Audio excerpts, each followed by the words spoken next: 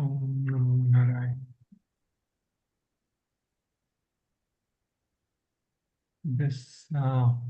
Let us look at this contemplation for Shloka 25. So in the Shloka 25, it was mentioned that just as how the ignorant people act, but they act for results, the wise people should also act, but they should act with for the welfare of everyone. So that was the point. So some questions, contemplation questions related to that. What is the role of knowledge in my life? So the ability for knowledge, So when we have knowledge, our actions change, our seekings also change. So many times we say, right, like when I was a kid, I acted like that, but that time I didn't have knowledge, we say. The idea with that is that when we have wisdom, when wisdom grows, when maturity comes, spiritual maturity, intellectual maturity comes, the way we look at life changes. So we should evaluate that every now and then, how has maturity changed the way I look at life? And that way, what we are doing now, sometimes we can see today I may not have full understanding. So what the Shastras, gurus are telling comes from that state of understanding. So that also helps us.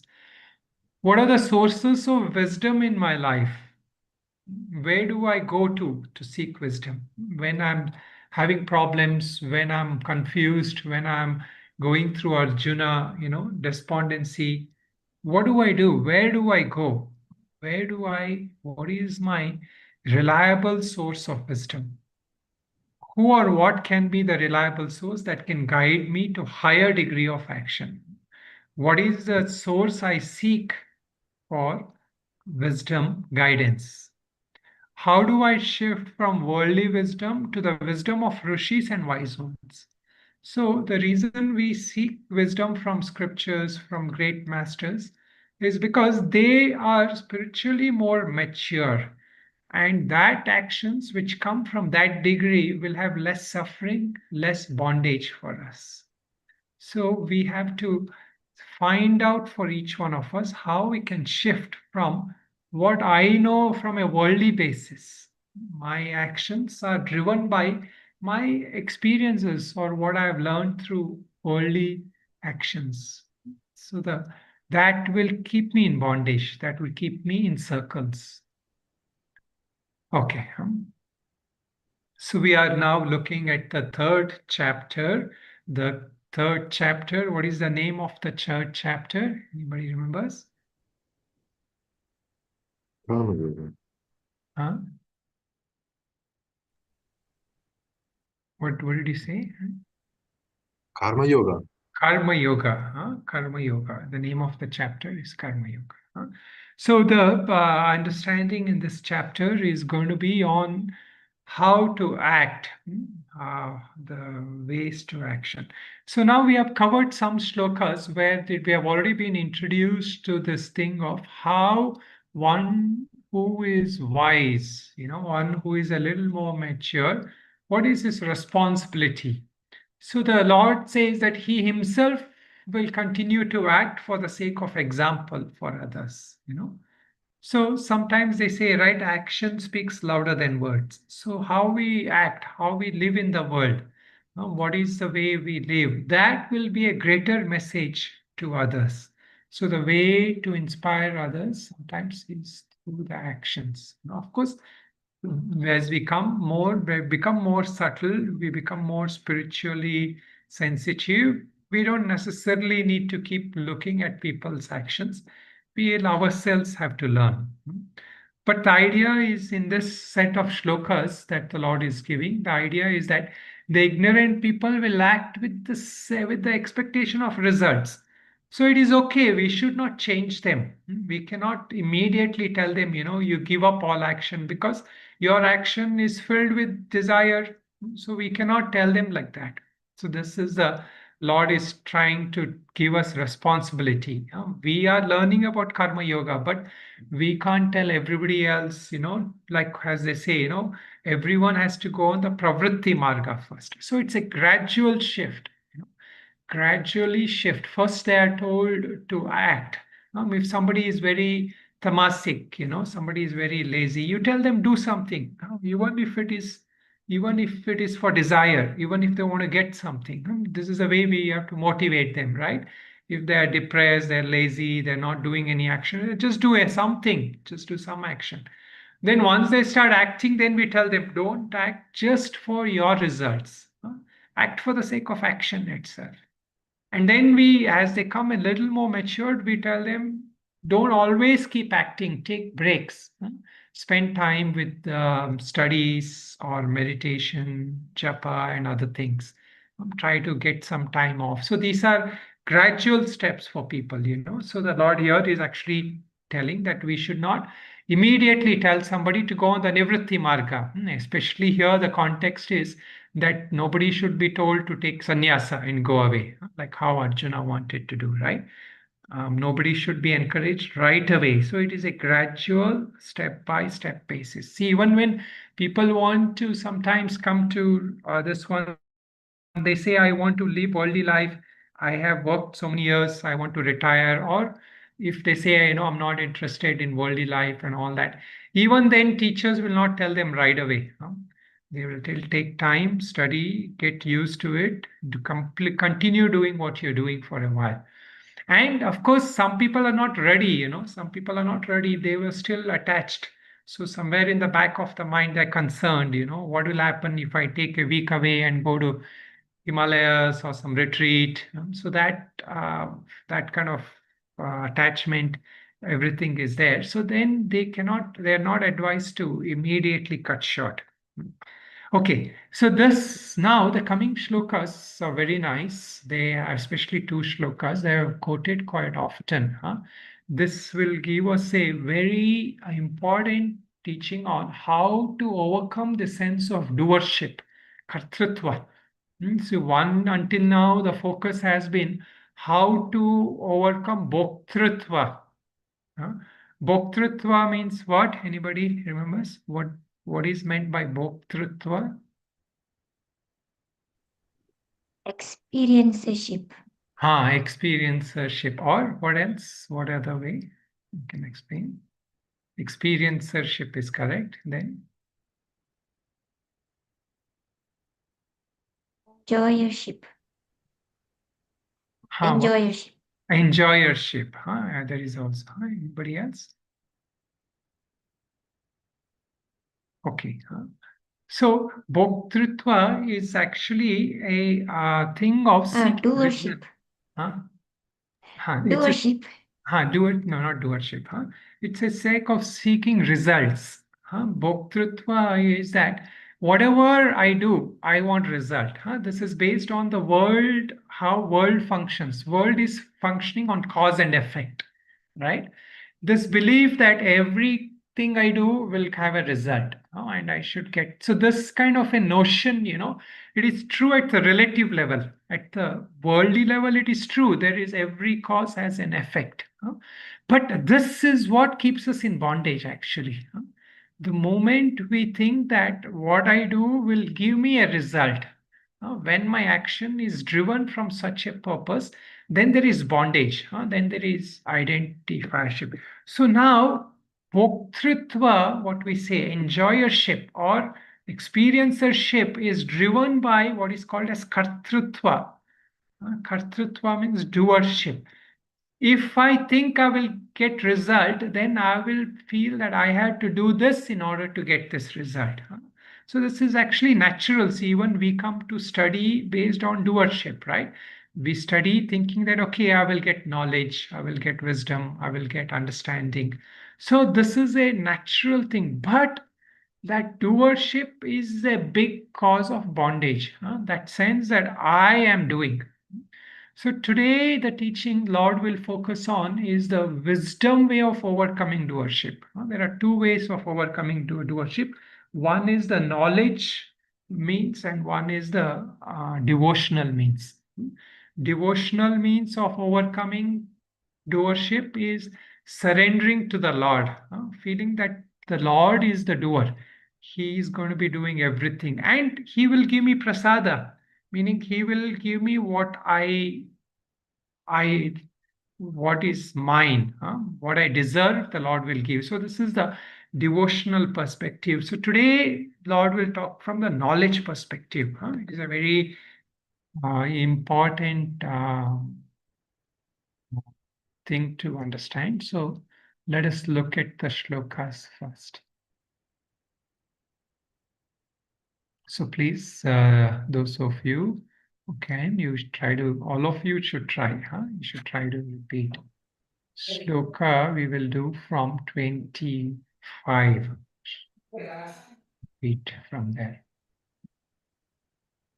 Okay, Sakta karmanya vidvamso Sakta karmanya Manya vidvams. vidvams yata kurvanti bharata yatha kurvanti kurvanti bharata bharata kuryad vidvams tata saktas kuryad kuryat vidvam vidvams tata tata saktas saktas ikishu loka sangraham chikishu loka sangraham lokasangraham na buddhi bhedan janayed na na buddhi buddhi vedhan vedam jane jane ajnanam karma sanghinam ajnanam ajnanam karma karma sanginam sanginam joshayet sarvakarmani joshayet karma yoshiyet sanginam sarvakarmani vidvan yukta samacharan vidvan vidvan vyakti Vidvan yukta yukta samacharan samacharan. samacharan. Just move this. Prakrite kriyamanani prakrite प्रकृते क्रियमाणानि gunai karmani sarvashah Gune गुणैः karmani कर्माणि sarvasyaha. सर्वशः ahankara vimudhatma Ahamkara अहङ्कारविमूढात्मा vimudhatma. kartahamiti manyate कर्ताहमिति Kartahimiti मन्यते manyate. तत्त्ववित्तु महाबाहो Tattva तत्त्ववित्तु vitti महाबाहो mahabaho. गुणकर्मविभागयोः Gunakarma गुणकर्मविभागयोः vibhagayoho. गुणागुणेषु वर्तन्त Gunaguneshu गुणेषु vartanta. वर्तन्त इति मत्वा न सज्जते iti इति Imatva na मत्वा न satyate. सज्जते प्रकृते गुणसम्मूढा Prakrute प्रकृते guna गुणसम्मूढा sammoda. सज्जन्ते गुणकर्मसु Sajjante guna सज्जन्ते karmasu. गुणकर्मसु तान् कृत्स्नविदो मन्दान् Dana तान् krutsavido कृत्स्नविदो mandan. मन्दान् कृत्स्नविन्न विचालयेत् Vishnu कृत्स्नविन्न Vishnu विचालयेत् Vishalaye. Okay, so the shloka 25 we had looked at where it was a sakta karmanya vidvanso yatha kurvanti bharata. So those who are who are ignorant, who are not wise enough, they don't have the understanding of karma yoga. Those people will act for results. But the vidvamso, those who are wise, who have the understanding of of the karma yoga, those people should not do like they should also act, but they should not act with attachment. They should act for the welfare of everyone.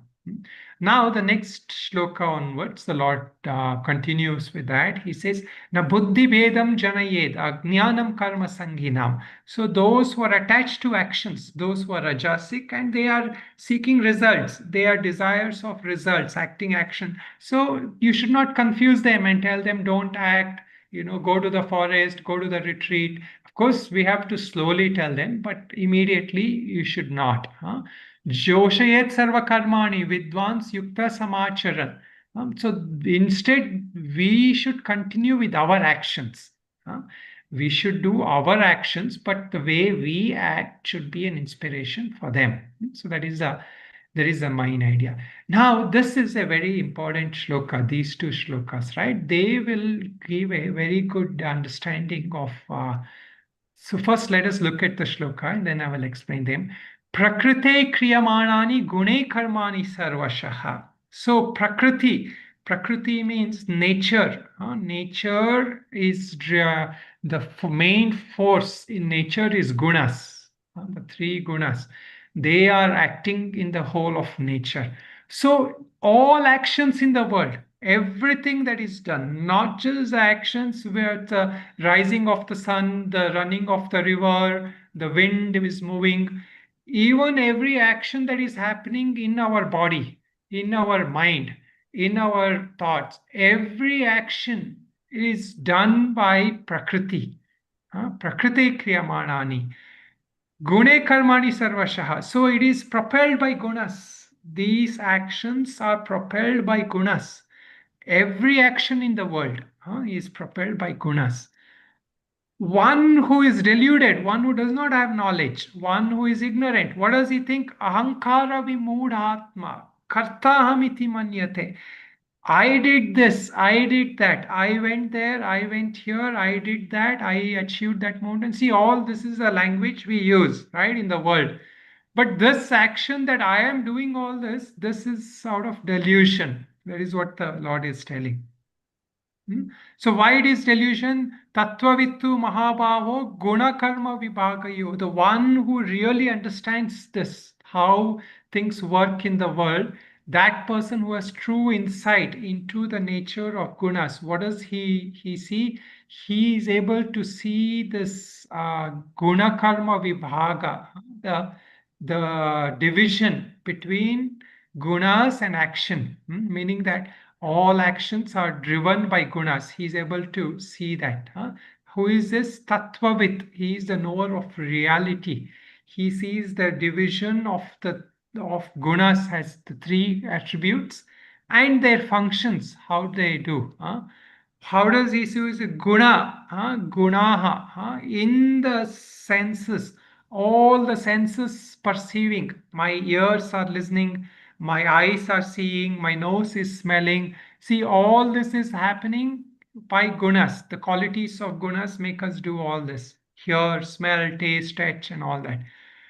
And guneshu, the objects that is perceived is also because of gunas. Like I see something, I see the sky, I see all of you. See, all this is also due to the gunas, the attributes. Guna guneshu vartantu. So the gunas in my body, mind, and senses, and the gunas in the outer world, when they interact. So the real things that is happening is that my gunas within this body, even my gunas is wrong. The gunas in the body and the gunas outside, when they interact, that interaction is what causes everything to happen. So now let us try to understand this. This is a very key thing to, this knowledge is a very important knowledge. When we understand that all actions in the world is happening based on certain gunas and certain propensity, what happens? There is no I involved. There is nothing that is personal in that sense. So the idea that we have is that I am seeing this, I am doing this, right? So this is making everything personal. And when there is personal, what happens? That emotions are coming, that actions are coming, and that also creates certain bondage in us. So that sense of doership comes with that experiencership. So they get entangled with each other.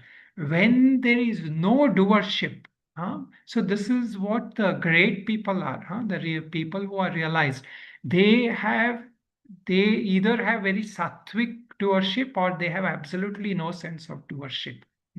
Sattvic doership is that okay, I'm doing this for my guru or I'm doing this for the world. So this is sattvic doership. It is also okay in the initial stages, but later stage even that has to be given up. huh?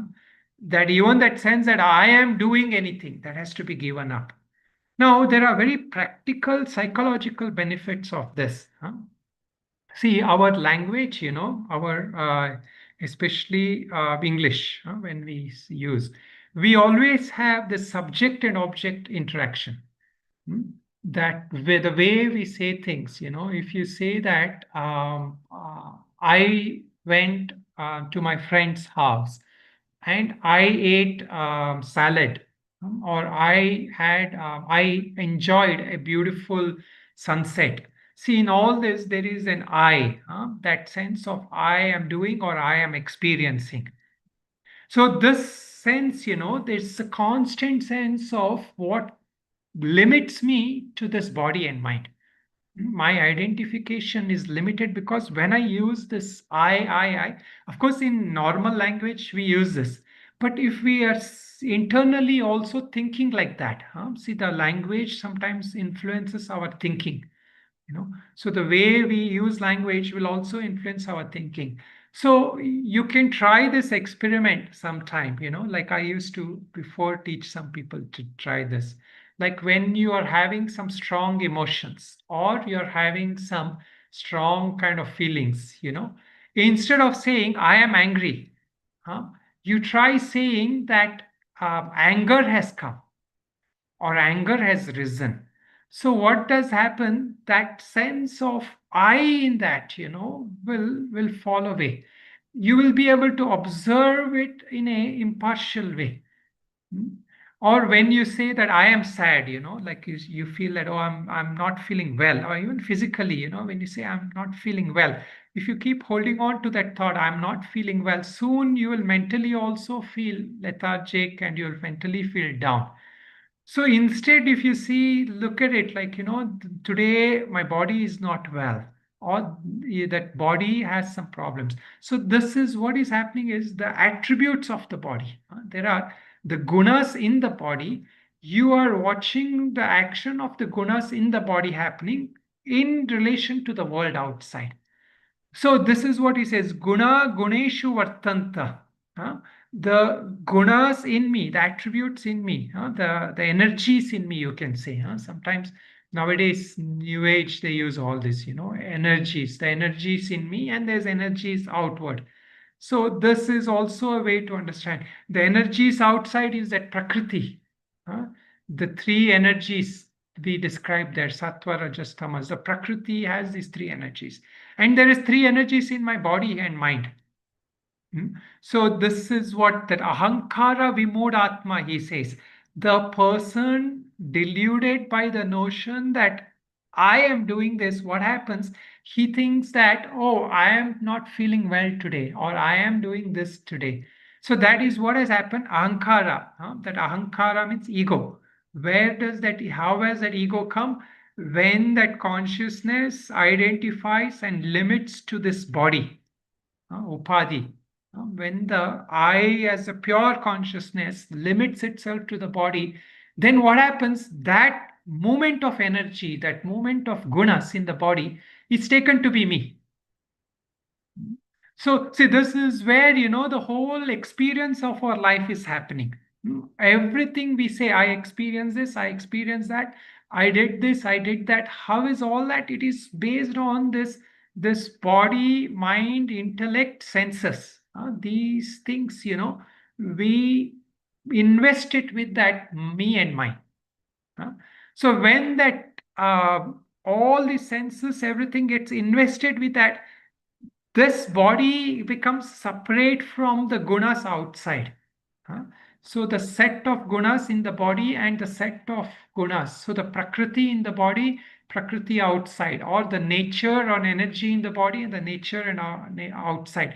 See, these become like two different entities, And so what we see when these are two entities, so there is one small entity in a bigger entity, and these are interacting. And that is the whole spectrum of our experiences, broadly divided as good and bad, happy, sad, and all that. But there's a whole range of things that keeps happening. So this, even 10 minutes every day, we should sit and practice, where we are sitting, we are saying, we hear some sound. Then at that point, you should actually see, instead of seeing, thinking that I am hearing this sound is being heard. There is a sound that is being heard. Then the uh, sense of cold is being felt by the body. See, all these are ways, where you try to remove that I out of it. So in fact, like in our some sadhus, some mahatmas, they have made this a practice in all their writing also. They will not say I. Like they will use, this sadhu went with that sadhu. You see the letters of like this Tapon Maharaj, Swami Ram Tirtha, and all that. They will, at the most, they will say this Swami, or this person, he went. So the idea with that is, it's, of course, if you talk like that in the world, people will not understand. So you have to use that. But even when you use your name, can have that, you can have this feeling that this person, this body, or this mind, even see, when we feel sometimes too restless, you, instead of saying that I am restless or I am agitated, that sense of restlessness is being felt, or the sense of agitation has come. And when it goes, you can acknowledge, the sense of restlessness has now gone. See, that brings us to that sense of being this pure observer. And in fact, the whole of lot of practices given in the Vedantic tradition is based on this. What is this based on? This is based on the thing that there is this pure sakshiness, awareness. That sakshi, that witness, is not touched by that experience. But because that witness gets identified with that body and mind, it starts claiming those experiences. So at the first stage, there is no harm. You don't see much harm. When we say that, okay, I woke up and I started feeling good, I had a coffee and I'm now having my class. So all this, initially it seems okay. But soon what happens is, every time we imprint that into the psyche, into the consciousness, then that is where the karmic bondage also comes. See, the whole thing of karma, it is not like all the karmas have to be purified from the Vedantic tradition. Because if you say that I have done 1,000 bad actions, then I should do 1,000 good actions to overcome and become free. But that will never happen, because the moment you do 1,000 good actions, then that one more action somewhere will come. So that balance will always keep going up and down. The way of freedom is that a non-identification with the doership. So non-identification with doership and experiencership. This is the whole goal of these teachings, So in fact, all I had mentioned this, whether you take Bhakti Marga, Jnana Marga, Karma Yoga, or the Dhyana, all of these are working towards eradication of ego, or awakening with getting out of avidya into the true realization of ourself. So the point here is, the Lord is giving us the the truth. What is that truth? The truth is that this whole sphere of world has Prakriti. So when we say Prakriti, what does it include? It includes my body, it includes mind, it includes the senses, it includes the intellect. And what else it includes in the world outside Prakriti? According to Sankhya, what else is there in the world that comes under the domain of Prakriti? Even mind and intellect. No, that is the body. Outside world. according to Sankhya. Bhutas and Tanmatras. Yeah. Pancha Mahabhutas and Tanmatras, these elements. See, these elements, 5 elements, and the subtle aspect of them, Tanmatras. This is the world actually. So, what is happening here in this world? How is it functioning? It is functioning based on the 3 gunas. So the world functions based on 3 gunas, and our body also functions based on 3 gunas. So this is a beautiful phrase, he's using. What he's saying is guneshu vartante. The gunas in my body, the 3 gunas in my body are interacting with these 3 gunas in the world, and this is the experience of life. What we say as the experience of life is the interaction of the 3 attributes in my body and mind with the 3 attributes in nature. So this ability, this thing of what we say, guneshu vartante, vartante, iti matva na sajjate. When we realize this, what happens? There is even though initially we intellectually realize this, there is an immediate sense of freedom that I, as this set of this body and mind, am not bound. It is that these things are happening in the body and mind, and they are interacting with the thing. The moment I say I am doing this or I am invested in this, then the bondage is coming.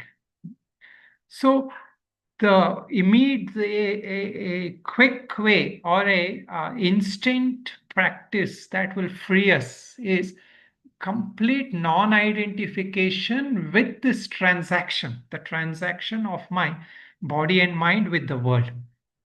If we can disinvest our I-ness in this, and hold on to that, that in a way is what there is liberation from the Vedantic, what we call even as Jivan Mukti, that right, or Videha Mukti, is that complete disidentification of all actions, and how we can start right with our day-to-day life and practices, our how we label things in our life. When we start thinking, I did this, I did that, I enjoyed this, I enjoyed that.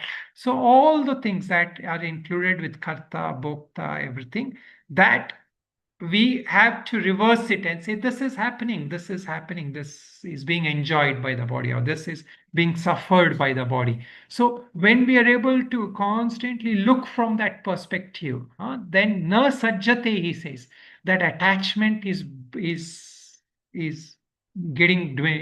being severed, meaning there is no longer that attachment. And this is what has happened to consciousness. The pure consciousness got attached with all the actions that the body and mind is doing, and it claims it to be its own. So, and this claiming that this is I am doing it, or this is happening to me, is what the Lord is mentioning here. Ahankara vimoodatma kartaham iti manyate. The one who is deluded with this notion thinks that I am the doer. And from there, what happens? The moment you are the doer, then all the actions you did in the past will tag on to you. That karmic bondage, the karmic baggage will tag on to you, because you are claiming I'm doing this. So that means you also did everything in the past. So you have come to the relative sphere of karma, where your past actions will tag along with you. But the moment you disidentify all those past actions, baggage will also drop. So this is the heart of the teachings, where he is actually trying to mention this point.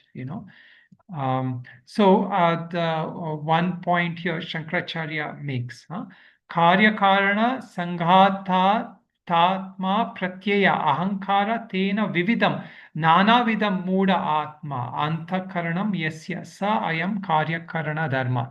So the person ahankara vimudatma, one who is deluded, who thinks that I am the doer, he says that person has a self-identification with the aggregate of body and organs. sense organs. See, this is a karya karana sangata, we say. Sangata means like a assembly. So, for example, a car is an assembly of wheel, body, steering wheel, engine, everything. Now he is saying our whole entity is an assembly of this body, sense organs, mind, intellect, and all that. So this assembly is just working on its own. The whatever sanskara, whatever it has, it is working on its own. So even that sanskaras that has come, that is operating at the level of intellect. That sanskara is causing us problem. But the biggest bondage is identification with that sanskaras also. So even when I say I have so many good habits, so many bad habits, that also is a cause of bondage. So this is actually at the very high level. Of course, at the practical level, day to day, we have to do things to overcome, and to continue with that. But that knowledge should be there in us. We should hold on to this truth as much as possible, that in reality, I'm not bound even by my habits, even by my karma, even by all this so-called, relative world, all that is happening. At least, if not all through at the end of the day, we should sleep with this. We should go to sleep thinking like this. Whatever actions happened, it happened with my body and mind. I will let it go. And whatever kind of thoughts, all that came and all that experiences that happened, it just happened. There was kind of, no. There was no such thing that I went and did this and this happened to me. That is, at least it's a very good way to go to sleep. So, so he goes on to say, he who imagines the characteristics of the body and organs to be his own, who has self-identification with the body and organs, and who through ignorance believes the activities to be his own, he thinks I am the doer of those diverse activities. So this is a very important thing. And then the guna vibhaga, which he talks about in the guna karma vibhaga, that came in that shloka. That is there in this shloka only. Guna karma vibhaga yoga. So the difference, or what we call as a division between the three attributes and its functions. So that also is a way to look at it, like those attributes and all, like we can look also in nature. If we see a river flowing, we can see that the river, that the rajas aspect is making that river to flow, and that the functions, that action is happening, that flowing of the river and that rajas, these are two things which when they interact makes that river to flow. And similarly, that sun, the light of that sun, that sattvic, rajasic, and all that which comes, that attributes, they interact on that sun, that whatever is that the chemical composition of that sun, and that gives us that sense that the sun is rising. So all this is, nature also is functioning. The actions in the nature are driven by these gunas, these attributes. Similar, the gunas in our body, like very good way to understand is like, our body becomes more active, right? When we have something like coffee in the morning or something. So the rajas, that is the rajas acting on the body, drives the action. So guna and karma, they are related. So these are how the Prakriti, but this is all what he's trying to say is this is an actions of Prakriti. And the last shloka we looked at today, he says, Prakrite guna sammoda. The person who is deluded by gunas like this. Sajjante guna karmasu. Tan akritsna vido mandhan.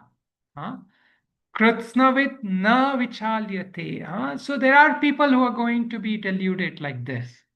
They are going to be they are, at least we have understanding, we have heard this. Many people would not have even heard this, right? So they, with those people who have not even have that understanding, we should not unsettle their mind. So the Lord is again bringing us back to the responsibility of a person who has knowledge. He should not go around and unsettling that. See, in a normal person, what happens if you tell them, you're not the doer, then they will say, "Oh, I slapped somebody and I'm not the doer." So a person who doesn't have the proper understanding, that will become a way for them to excuse all their wrong actions. So the Lord here is saying, you shouldn't go around announcing to everybody, "You're not the doer of action." This is more for ours. We have to personalize this. We have to abide in this knowledge. And of course, as we interact and there are people who are interested, who are qualified, we can share with them. But the practice we have to do, we have to first practice it on ourselves. That is also the point here. Once we are able to practice in ourselves, then we will get more clarity in this knowledge, and then the way we communicate in stages to people, that will also come through. Okay, so these shlokas. So this is a later on. I will actually. I will now we are only in the third chapter. Later on when we talk about this, I will come back to this in Gita. There are different ways the Lord will teach us how to overcome the kartrutva and the bhoktrutva. So here this is the knowledge way of overcoming kartrutva. Meaning this is the knowledge way of overcoming doership. How? By becoming that observer, abiding in that knowledge, being the observer and seeing the interaction of nature outside with nature inside. The Prakriti in the world and the Prakriti in our body and mind. So this is the knowledge way. The devotional way will also be there later. The Lord will talk how one can cultivate the devotional way of being free from kartrutva and bhoktrutva. We have discussed a little bit of that bhoktrutva is that overcoming bhoktrutva, the devotional way is having the prasada buddhi. That sense that, whatever the Lord gives me is good for me. Whatever results I get is good for me. So that is the devotional way of bhoktrutva. Okay, so the next set of shlokas will cover a different topic, so we will not take that up today. That again, some points on the consequence of following and ignoring karma yoga. So this topic from shloka number 21 to 29, that covered in summary two things. One is the role of a wise person or the role model, the person who is a role model, what is his responsibility and how he should not unsettle people, because those who are not ready, those who have to go step by step, he cannot at once tell them the path of nivritti, especially. Should encourage them to move on the path of pravritti, action, but action by purification action, righteous action, and then desireless action. So I encourage them on that lines. And then the Lord in these two shlokas, 27, 28, he is talking about the workings of nature, how everything in nature is working by itself, and we are not really there as an individual unless out of ignorance we think we are. So this is a very important phrase that is being quoted. He says, "Ahankara vimudhatma karta imamiti manyate." Okay, so any questions, comments people have on this? We can just take it up, discuss. Swami, it was really interesting that you talked about it today, because I was thinking about that yesterday. Because I am seeing my Asmita it tries always to say, I did it, I did it. But I Mm-hmm. just realized it on the end. And then, oh, I thought that I was doing it. Yeah. You know what I mean? And then I was thinking, oh, but it's really difficult to give up because maybe there will be a sense of emptiness. And then I said, yesterday I was thinking about it, and I thought about Ishvara Pranidhana. Only when I can feel your love, the love of Ishvara, I will be able to give up, because then I don't feel empty. I feel like something is fulfilling this emptiness, you know, of this Yeah. idea that I am Flavia. Correct, correct. Yeah. So yeah, that is, as I mentioned, that if you can cultivate, work through the devotional way, it is very nice. Like if you can think that, there is the Lord, He is the one who is the real doer, and He's the one who will give me and all that. So that is good. But here it is more based on the knowledge way, where what happens here is that when I say that, like this thing, if you all can, you should practice, even 5 minutes after the class you can try. Just try to see that everything you are experiencing, if you just sit, you hear something, then you say that the sound is being heard, and you have a thought, then you see that the thought is going in this mind. There is a thought that has come in the mind. Or best is feeling, if you have a even feeling or sensation, like if you feel a warm sensation or a cold sensation, now many places is winter time, right? Like cold sensation. Let's say if your feet feels cold or your skin feels cold, the sensation of cold is being perceived without saying I am perceiving it. So you just try that, and actually you will see that it will not create a sense of emptiness. It will create a sense of a pure witnessing. And actually, sometimes people have told me when they did this practice, for the first time, they felt a sense of aliveness, a true aliveness.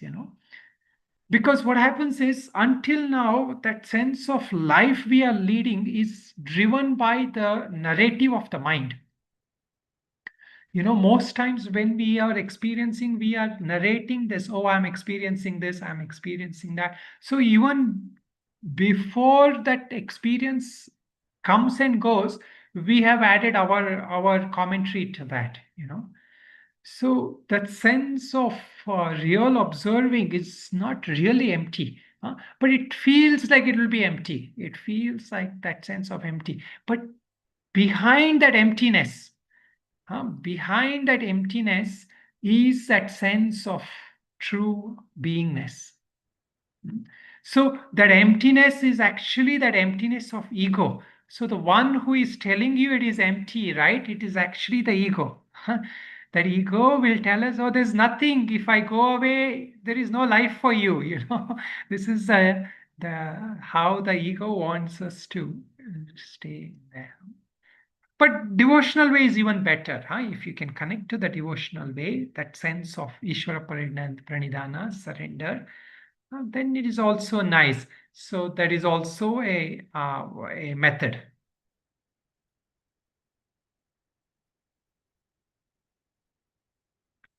What did it say? Can we also say I-ness to I-lessness? Yeah, so that is, we can say that. So there is a um, so the sense of I-ness, when we say it is ego, then that I-lessness is egolessness. But generally, what the means is that true I we don't know. So what happens is that I, which gets identified with that body, claims itself to be this I. So more than sometimes saying I-lessness, it is the mistaken notion of I, of who we really are.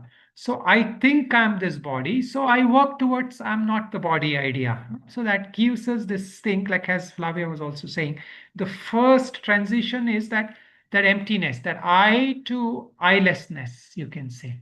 That is the first thing. But behind that eyelessness is that greater I, that purer I, that one I. Huh? That one I which has become this multiple I. So we get we can actually, the more we stay with this, we can start sensing that beingness which is ever there, and yet it is like that, that sense of beingness. See, this is the Ramana Maharshi also used to teach this. Who am I? That practice, that I that he's saying is that not the mistaken I. So you work towards that eyelessness. But as you come to that eyelessness, he says there is a spurati hrit swayam. Ahameva. So he says there is a sudden explosion, a sudden arising of I, he says. Hmm? When that I falls, this is all like, somebody, you have to keep closely follow the discussion. So when it is that the I falls, then there is a rising of an I. So what is this I that falls? It is that ego I when it falls. There is that sudden rising of this I, which is that pure I. So that was his experience, and that is how, this. And that one, that is that I that rises, that is that pure I which doesn't have any raga, dvesha, separation, anything. It is that pure I. That we can say, para I to para I. So that worldly I to that pure I. So it's a very good thing. It is good to contemplate on it and also try to practice it. There is a beautiful quote. In fact, many people talk about it in the Buddhist teachings also. There is a teaching from Buddha where he gave to one person called Bahya. He was a very well advanced sage. And he came to Buddha realizing that he has very little time. And he said, give me the highest teaching. So that time the Buddha gave this teaching. In the seeing, there is only the seeing. In the hearing, there is only the hearing. In the, like same thing, in the touching, tasting, smelling, thinking, feeling, there is only that thing. Meaning there is no I am thinking, or I am feeling, I am seeing. There is only, meaning that is that state of pure seeing without that ego I putting in its commentary. So usually what happens is every experience, the ego comes in and puts in its commentary. I like this, I don't like this is good, this is bad, this is danger, fear, or this is excellent. So all this qualifying things comes from this ego. And that is what he says, ahankara vimudatma, the first bondage thing, that when the I comes, it does is it gives you that sense that I am the doer, I am the enjoyer, or I am the experiencer. So this is the greatest kind of damage that the ego does. And from there comes all bondage. Okay. Guruji, Yeah, so Devi. if we are trying to practice this, so basically we should remove the focus from I to the things that are outside of this body. Like if we are seeing something and feeling cold, or so instead of seeing I am feeling cold or I am seeing this, and we should focus it on the things we are seeing, and we should consider that is a creation of God. Is it? That is also a good way. So we can start like that. So that is the first. That is the first step of the practice. Everything you see, everything you hear, instead of thinking I am seeing, I am, just as you said, this is nature or God. This is all creation. This is all God. Then slowly, you can also bring it to your own body. Like just feeling that, oh, my, my body is feeling cold. My body is, like whatever experience physically or having. So, and if you can also take it another step later, is to say that my mind is having these thoughts. These thoughts are coming in my mind. These feelings are coming in my mind or heart and all that. So what happens is all that is God in that sense. Everything is God. Everything is God or nature. Is just doing it. And there is really no I am doing this or I am, so it is just happening. So that will detach us from this claiming. Sure. Yeah. So that is whatever works for us, we should do it. But the problem a lot of times is the language we use, when we use the language that I am experiencing, see, this is for transaction, these languages are designed, but Yes. we take this language to our thinking also. So a bhakta will always say this, like if you see some devotees, they will say, no, Bhagwan did this, Bhagwan is doing that, everything they say is, in fact, there was some people, some devotees even say this, if can we meet tomorrow, they will say, yeah, if that is Bhagwan's will, Well, we will yeah. meet. Yes. So in fact, if you have people who are interested, who are spiritual seekers, you can change the language, how we communicate with them.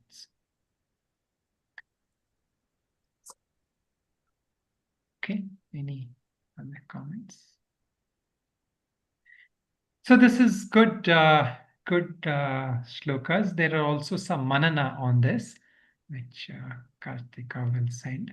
We can probably just send that one manana of related to this shloka, Kartika, 27 or 28, I think. Okay, all right. So we will say our closing prayer. Om Purnamada Purnamidam Purnat Purnamudachyate